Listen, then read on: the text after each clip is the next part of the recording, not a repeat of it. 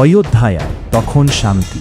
দীর্ঘ রাজত্বের পর ভগবান রাম বুঝতে পারলেন এই পৃথিবীতে তার লীলা সম্পূর্ণ। একদিন দেবর্ষি নারদ এসে বললেন, প্রভু, আপনার অবতার কার্য শেষ, এখন বৈকুণ্ঠে ফেরার সময়। রাম মৃদু হাসলেন। তিনি লক্ষ্মণকে ডাকলেন, ভাই, আমার অন্তিম যাত্রার সময় এসে গেছে। অযোধ্যার ভার ভরত ও শত্রুঘ্নের হাতে তুলে দাও। লক্ষ্মণের চোখে জল, কণ্ঠরোধ, কিন্তু রামের আদেশ অমান্য করার শক্তির কারণে সাদা বসনে রাম ধীরে ধীরে এগিয়ে গেলেন সরয়ূ নদীর দিকে। অযোধ্যার মানুষ দূর থেকে দেখেছিল, কেউ কাঁদছে, কেউ হাত জোড় করে দাঁড়িয়ে। রাম নদীর জলে পা রাখলেন। রাম ধীরে ধীরে জলে প্রবেশ করলেন এবং মানবদেহে ত্যাগ করে শ্রীবিষ্ণু রূপে বৈকুণ্ঠে প্রত্যাবর্তন করলেন।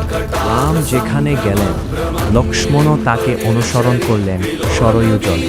অযোধ্যা হয়ে গেলে নীরব, কিন্তু মানুষের মনে রয়ে গেলে এক বিশ্বাস, রাম কখনো বিদায় নেন না। তিনি আছেন সত্যে, ধর্মে আর মানুষের হৃদয়ে।